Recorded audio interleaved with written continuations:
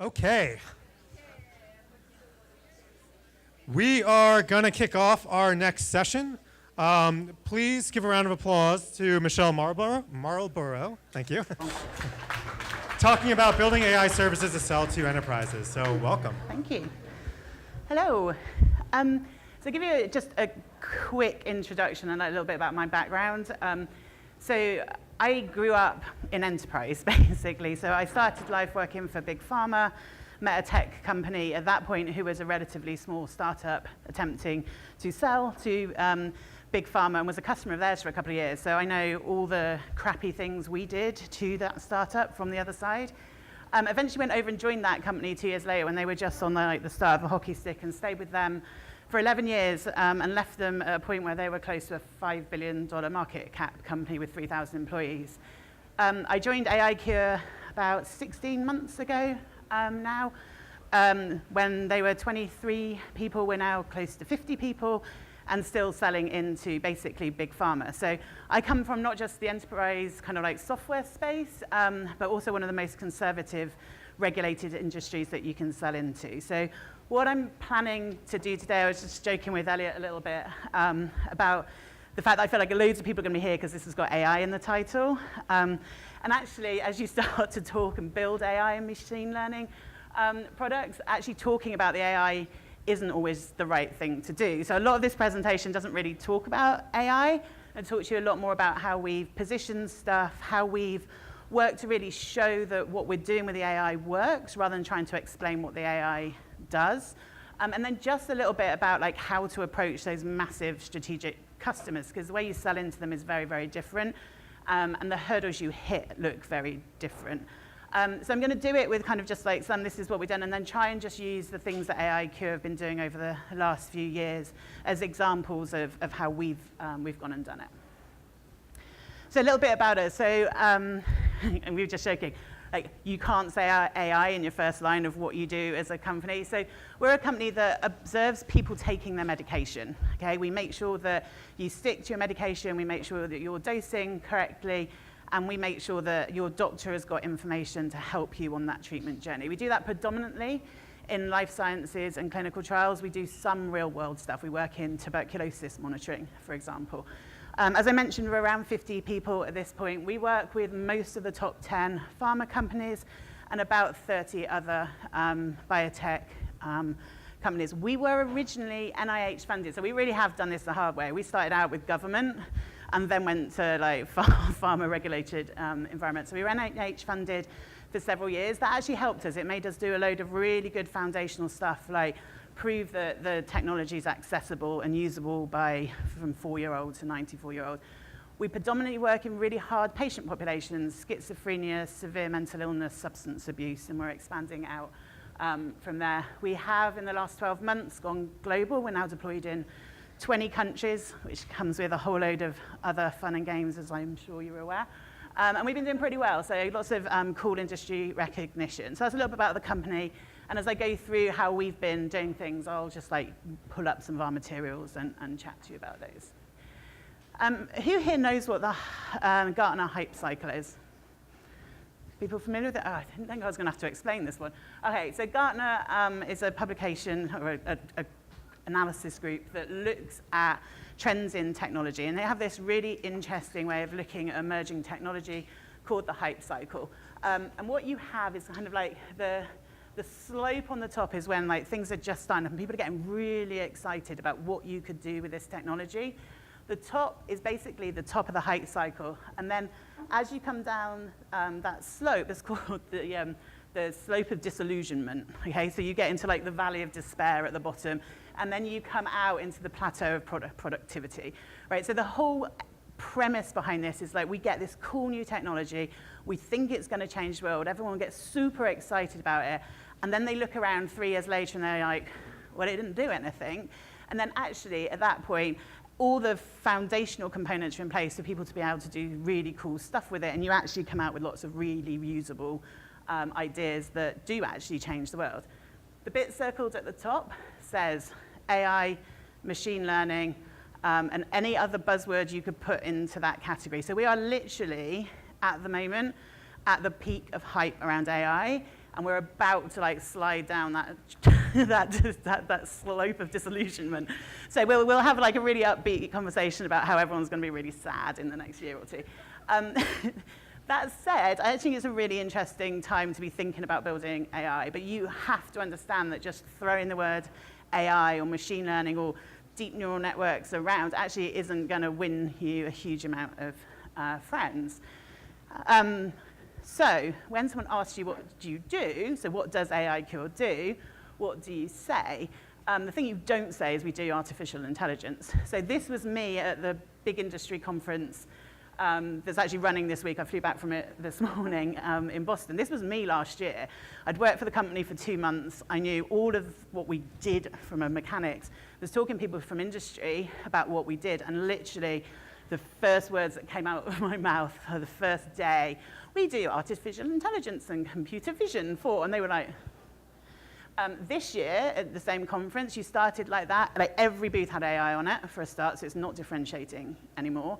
They didn't even just like look at you strange, they just rolled their eyes at you.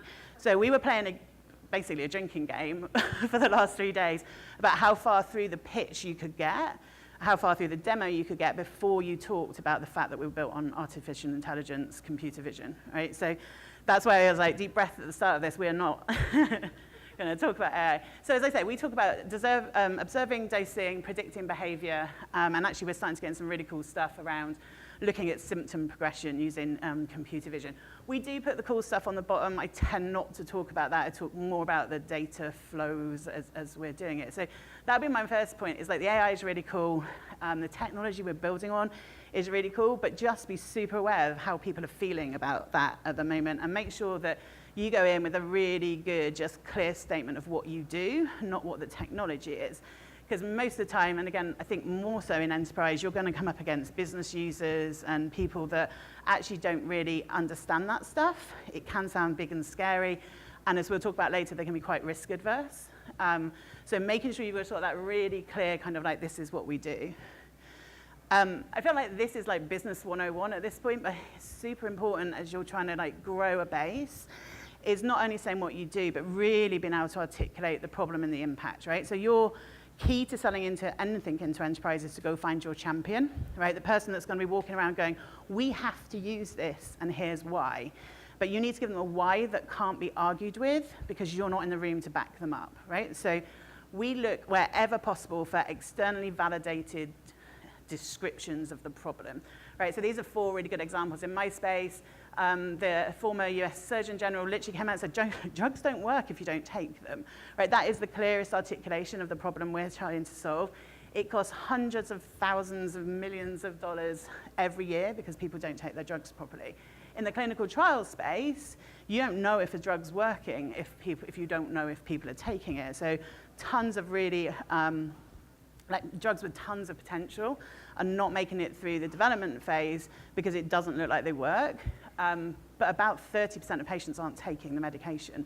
So you've done all your statistical powering to prove a signal in a population that's this big, and you actually got 30% less of it. So it's really easy for us to articulate, but there's lots of external data. We also found some really great data published by one of the big pharma companies that said the way we do it today doesn't work. So the way they do it today, they count pills. So I give you 60 pills, and I say, come back in 60 days and bring me what you have left. And based on the number you bring me back, that will tell me how many you took. All right. How many people here are honest when their doctor asks them a question? How many glasses of wine have you had in the last 7 days? Oh, I don't know, 2 buckets? I'm not sure. All right. So it's the same principle. So we found a really clear way of talking to the problem and making sure that people understood that it works. Almost building up that fear factor. If you don't use this, then you're putting your business at risk.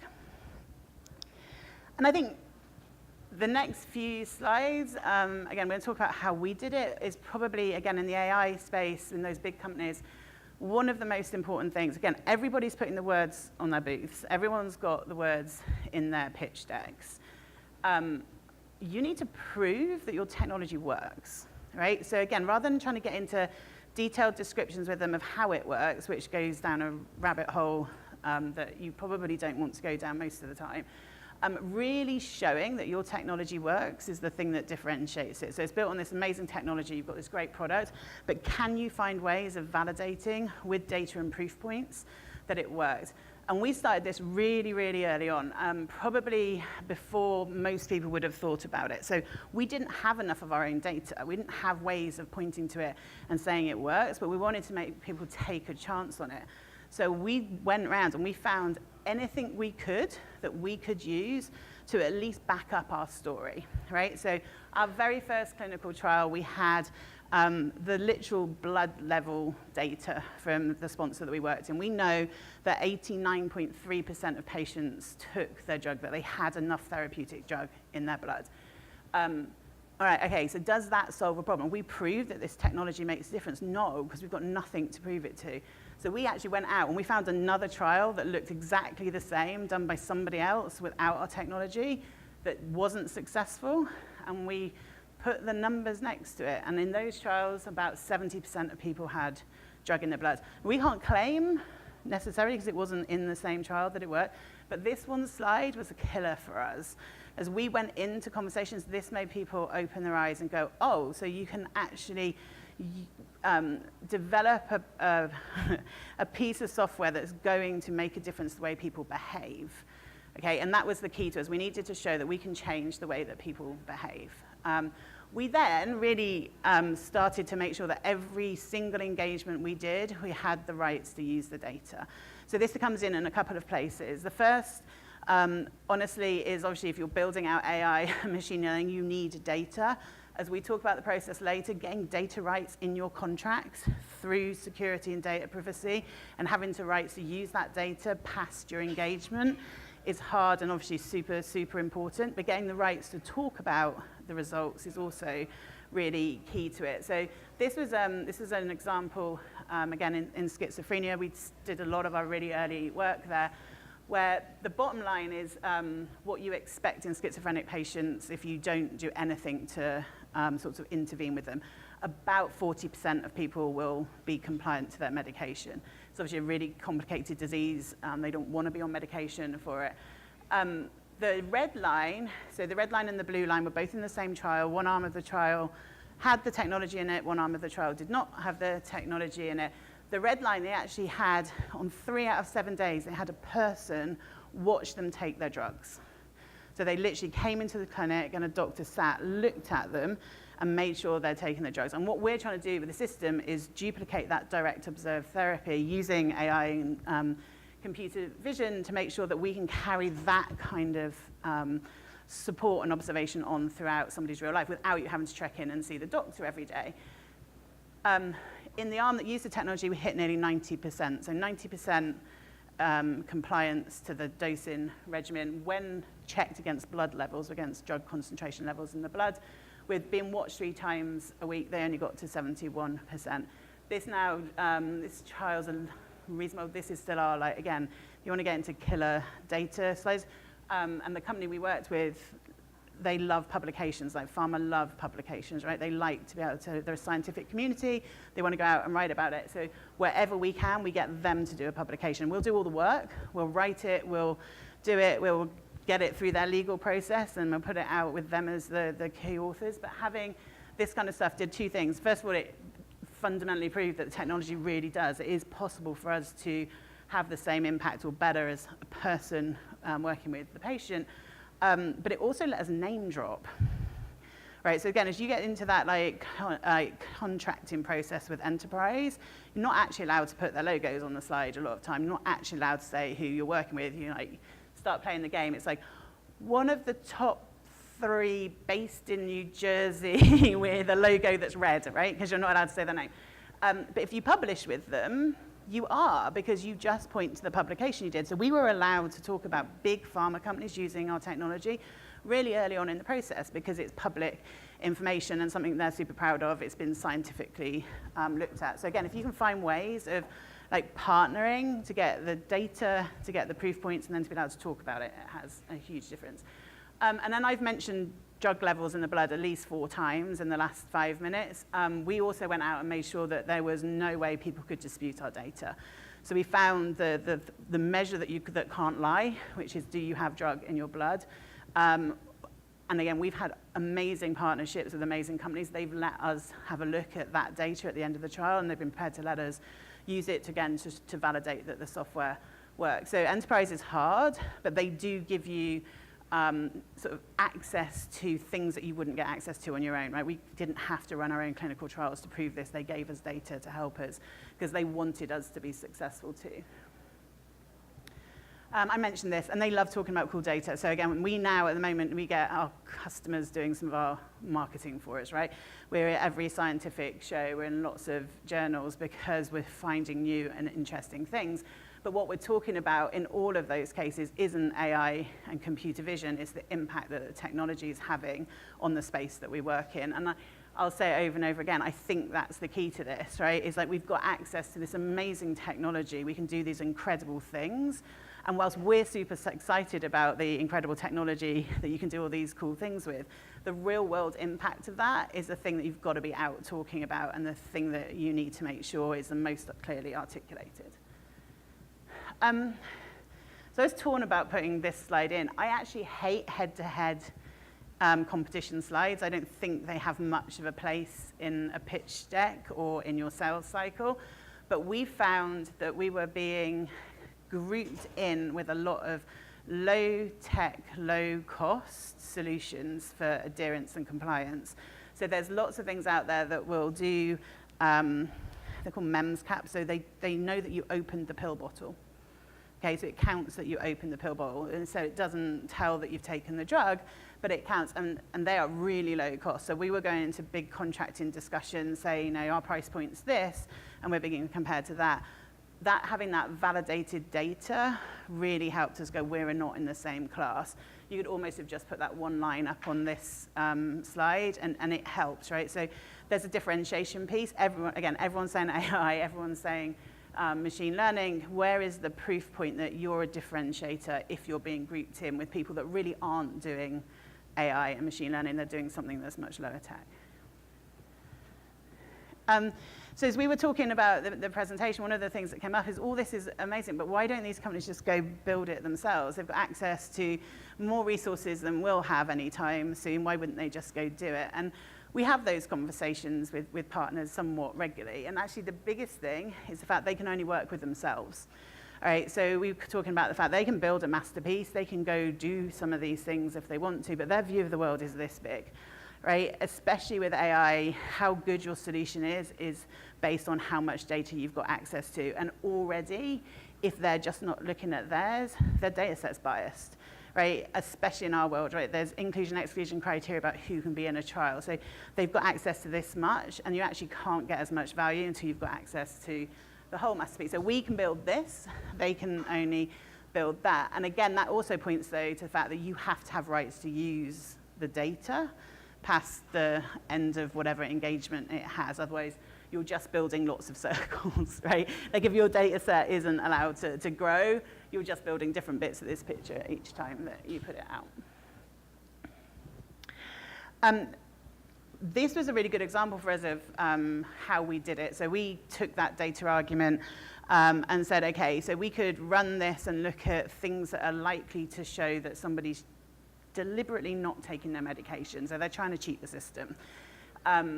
If you look at it based on one therapy areas of data, those factors look slightly different.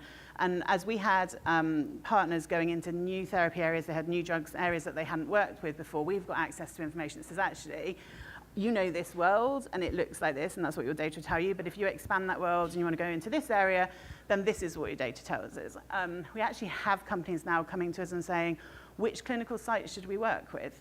Right, you've got data that says who's doing a job, how are patients behaving, are they interacting with them correctly? You tell us where to go get our patients from. So again, having that just like it's a good thing for you to give us your data to put with everyone else's data, because we can then actually start telling you things that you couldn't find out on your own. All right, so we're talking a little bit about just the challenges of selling into enterprise. It's hard work, right? But it is worth it 1,000%, but you have to understand their process. And every industry is different. The hoops will be slightly different. And that would be my first point, is just as you go into those sales, if you can find someone that can even walk you through their sales process really early on, get that done. Because like, we find our typical sales cycle can be 6 to 9 months from starting to talk to them to contract close. This is hard, right? We're early stage startups, or we're growing fast. You want to do the things that you've been asked for. This is my cash cow at the bottom. I like to remember that we need a cash cow, right? We need to do, there's all this really cool stuff we could go do, all this amazing stuff we could go build, but if we don't have part of the product that's making money, we actually can't go do the shiny, cool stuff either. And you have to not take your eye off it. And I think if you get the right relationship, even with the big companies, they understand. So we get asked to do lots and lots of things, build lots of features. We'll only do them if they make sense to us, right? So we joke in the office that like I'm basically like Debbie Downer. It's like you put me on a conference call to tell a customer no, right? It's just like, and can you do it in a way that doesn't leave them hating you at the end of it? So we ask ourselves questions like, would we do this if they weren't paying us to, right? We might not do it now, but would we do it, right? And the answer to that first question has to be yes every single time. And then all we're doing is juggling priorities, right? Is it the right time to do it? But we're not building something that fundamentally isn't adding value to our core product. Does it matter to other people? Like, we're not building custom software, need it. And at this point, we go out often, do quite a lot of research. We're lucky now we've got to a kind of like core user base that we've got enough folks that we can go out to and say, all right, is this a good idea? Or if we did it differently or made it configurable in some way, is it helpful? Distractions are bad. We get distracted all the time, and then we like realize and like come back to it. And is it adding to your core value, or are you being asked to do something that actually doesn't support that proof point? Again, we talk a lot about what solutions do and don't work in the adherence space. If we're asked to go build something that it fundamentally works in the way that we think doesn't work in the real world, we won't build it just because there's a dollar value on a contract at the end of the day. This is an interesting one. So with, again, small companies, limited resources, but you've got to go into a room with a $40 billion company and make it sound like you know more than they do. Right? They've got to have an inherent confidence and want to do business with you. So we built up a really awesome like advisory board, essentially. So a group of people that will come out and help us on a part-time basis when we need to go into those conversations. So we've got the ex-head of statistics for Pfizer, an amazing woman. She comes out and helps us with the kind of the questions about statistical power and backs it up. We've got really good medical experts that when ours is basically a scientific sale. You've got to go in and convince the MDs that this stuff works. Me going in and trying to go toe-to-toe with, you know, a guy that's had 50 years experience in the CNS industry is not going to work, right? So we make sure that we've got the right resources at the right time, and we've been super diligent, I think, about then at the right time to bring them on as full-time staff as well. So making sure that we had access to resources without hiring ahead of revenue too far, but then as we've got that runway with revenue, bring those resources on because it makes a world of difference. And I think no matter what industry you're in, most of us are tech folks who might have industry background, but you don't have that credibility if you're really in a like head-to-head with an SME.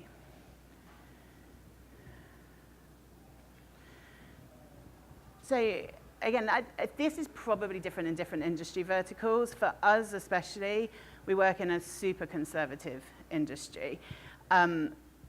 Things that we think are super cool, our customers don't think are super cool, right? So I was joking about this. So who here pushes code out to production at least every 2 weeks? No? No one's writing code? You do. Good for you. I get asked in sales cycles, how many releases a year do you do? And the lower that number is, the happier they are, right? Because they fundamentally don't want the technology changing under their feet, right? So you have to be validated, you have to prove it works. They build all their SOPs and their training processes, and they've got all this at massive scale. And then you do what Gmail did the other day and like push out a new view of something, and everyone throws their hands up in the air and goes, we can't do this. So you've got to like really think through those things and find ways to make them acceptable to the audience. We put everything behind feature flags. Like if we can put it behind a feature flag, it goes behind a feature flag, because then nothing changes when I push it out the door. I don't impact their validation state. They don't have to do any work, but we get continuously improving software out the door. You also, especially with AI, I think have to know what your backup plan is, right? And can you explain why it works, right? And this is one of the hardest things to do. I had an awesome conversation with a lady that works in the genomic space the other week who was saying they basically had to dumb down their algorithms because when they trained the models, there's this like really seemingly random factor that actually increased predictability of the model. But scientifically, it made no sense to people. Like the doctors and people that they were talking to were like, that piece of data should not have any correlation to this. The models say it did.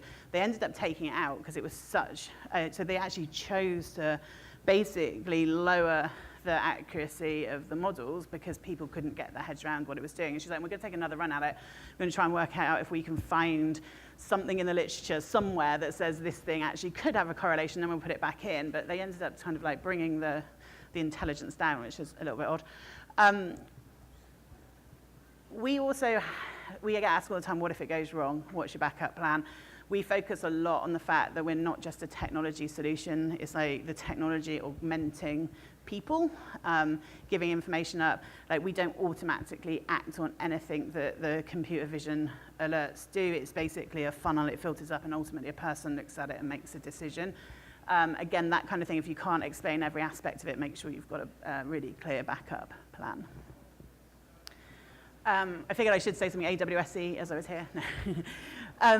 A lot of it, I had on that front slide, like punching above your weight, like it's got much easier to sell into a big company as a small company because of folks like Amazon, right? Because we can build on something that's proven. We're not trying to show that we can operate a data center 24/7. We don't have to go out and get our own SOC 2 compliance or any of those things. So we actually lean really heavily as we go through the contracting process on the fact that we focus on our core skill set and our core business, and your data's safe with us because we've put it in the safest place possible. So again, learning how to talk to folks about that stuff is helpful. The Amazon folks and teach you how to talk about that stuff and how to use it. But we've found that actually has helped our process a lot. We don't get audited in the same way as we would have done because we can say that we've put all of that in the hands of somebody that's safe and knows what they're doing. And then we've got really good at objection handling. So we have lots and lots of things. We also go through a pretty extensive qualification process. Every single vendor, every single partner that we work with that puts their vendors through the same process, but it includes massive security questionnaires, data privacy assessments. They come in and they audit whether we develop code against our SOPs, all of that kind of stuff. And again, we have made sure we've put a ton of time and effort into making sure that that stuff is as buttoned up as it can be, not because we're trying to hide anything, but the absolute opposite. Like, we're doing all the right things, and these things are important for our customers to understand, and that's where we've used experts. Like, we've brought people in that say, all right, you've got all the right stuff. If you build your compliance matrix so it looks like this, then it's easy for your customers to come in and see it and understand it. So we've got really good at making sure that we've got the right things in place to help go through that process, because every single sale is the same. We go through a big security and audit component. And it's like, I hate it. It's like playing with these slides. I'm like, what do I say about it? We've also invested a lot, actually, not just in the technology component, right? So we make sure even things like our proposals go out the door looking like they were done by a company way bigger than our size. So we make sure everything looks beautiful. We were thoughtful about when we started inviting people into the office, for example, right? So when we were in a tiny space, we went to them. Like, we now love it. So we have people come into our office. It's amazing. It's like this really cool space, and we can show it off. But actually, the timing of that was important too, because again, you're trying to make sure that if there is just 4 of you in a cupboard, probably don't invite them into the cupboard, would be what I say. And I can back that up from the customer side. When I first went to visit my old company, they just moved into this space on 14th near Union Square, and it was like just at the end of the .com type time, super trendy New York space. The walls were made of cardboard.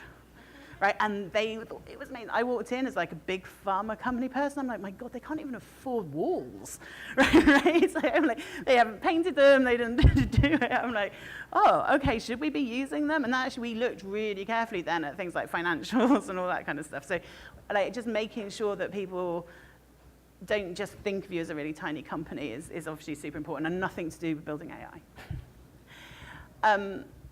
You are going to find an amazing person that loves your technology and that they're going to work their butts off to get you in.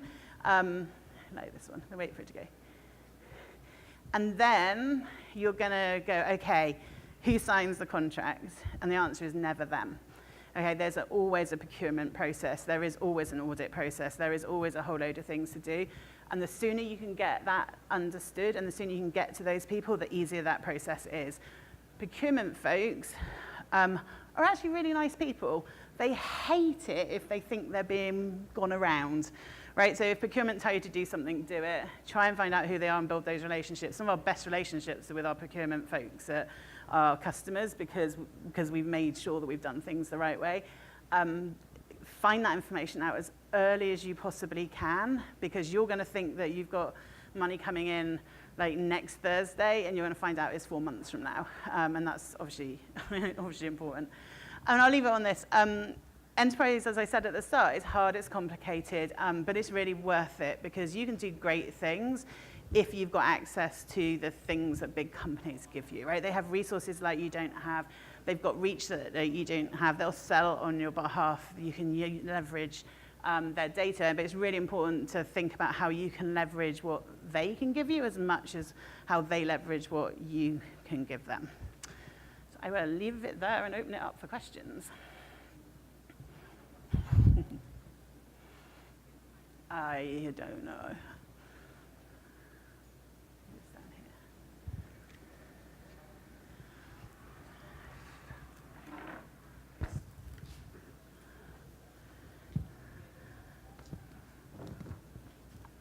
Okay, hello. So thank you so much. This was a really great presentation, by the way. And I was taking notes on every single thing you were saying. But my name is Loon, and I'm the founder of Patch. And we are an AI-based app, and we're focused specifically on the employee wellness space. And so kind of tying to what you were saying about objection handling, I learned pretty recently how much compliance with medication really matters. Like 30% of prescriptions supposedly don't get filled. And so my question to you is, what have you found to be the greatest factor in terms of changing outcomes with prescription compliance? And then if you ever came across any difficulties from the perspective of the enterprise customer in terms of following through on your recommendations, how are you able to address those objections? Yeah. So I'll start, I would say, so we focus on two parts of the compliance. So most people are good people that want to be doing the right thing, right? But life gets in the way. So we've focused as much on making sure the technology is as assistive as possible as we could. And it's really important to understand the technology doesn't change anything on its own. So the key for what we're doing is we know how patients are behaving, and we make sure that that's surfaced up to the doctors and the care providers so that they can take action on the data. And the thing that actually makes the biggest impact on patient behavior is somebody picking up the phone and going, hey, you haven't taken your medication for a couple of days, are you okay? Right, but without the actual confirmation that they were doing it or not doing it, you don't have access to that kind of like accurate picture. So we focus a lot on like, we're not trying to replace doctors or nurses, we're not trying to do any of that, we're trying to augment it, right? We're trying to extend the reach of what they can do when you're in the office to at home so that they've got ongoing data. And positioning the technology that way as well, it's not a big brother thing that's watching you. It's something that's assistive, that's helping patients through a really difficult time, seems to be the way to kind of like get it. And if it's positioned to patients that way, they do too. We also focus on fraud, right? It's actually a well-known fact in the clinical trial space. There's something called professional patients, people that literally just go around in trials that they shouldn't be in because you can make money doing it.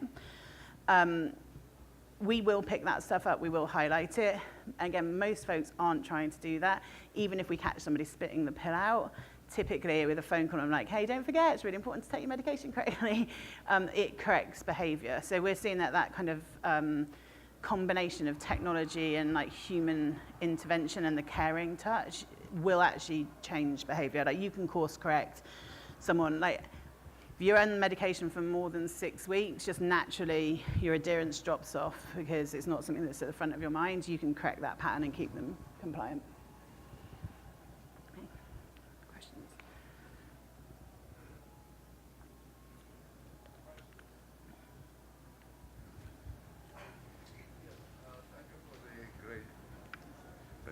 Thank you for the great presentation.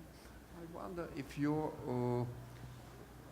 machine learning or artificial intelligence technique is dynamic or static, if it is some kind of adverse reaction, say, it could change the whole picture and probably behavioral pattern also of the patient. How do you take this such factors into consideration? Thank you. Yeah, so the technology focused predominantly on making sure that we've got the right person taking the right drug at the right time. We are starting more and more to be asked to look at what else we can do with that technology. So we have a daily touch point with the patient. You can see visual changes in somebody over time, and a lot of the areas that we work in, things like schizophrenia, have visual symptoms of disease. So we're starting to look at how you can use just the data that we're already collecting from that daily dosing interaction to see if you can see changes. So we don't today actively look for things like adverse event reactions or anything like that. We're not being asked to do that. It's much more about making sure that the act of ingestion of the medication is actually happening. So the models that we put out are trained specifically to recognize like the shape, color markings of the medication to make sure they're really taking the right thing. But once it's configured for the trial and the models have been trained, it actually stays pretty static for that trial the whole way through. So. Hi, I have a question about the sales process, specifically in my sales. Obviously it's never going to be one meeting, immediately sign a contract. I'm curious, when you're starting out early, especially with using new technology like AI and machine learning, how long did it take you to sort of understand what is the standard sales process? Like, who are all the different touch points? It's not just legal, it's engineering, et cetera. So the nice thing about enterprise is their process is their process. So the product you're selling, the technology stack it's built on actually doesn't hugely factor into it. So pretty early on when you find that champion, they should be able to tell you, like get a procurement contact, reach out to them and talk to them about what that contracting process looks like. Most of them have standard MSA language and things like that that you've got to be able to look at and accept. They'll have terms. Depending on what you're on, they may have different categorizations of software in terms of like the risk factor to their business. Understanding that early is important because that will change, like, for example, how in-depth their data security and privacy checks are, for example. But the fact you're building AI will almost have no impact on the contracting process. So that's a good thing, right? But it's still that you just got to understand those steps and how long it takes to happen. And we'll do smart things, like we'll tie discounts to signature dates and things like that if we really need to get something through.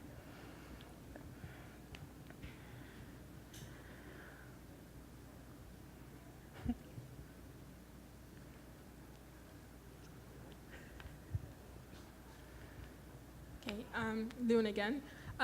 So just a question around the data. When you're first starting, how do you decide how to structure the data?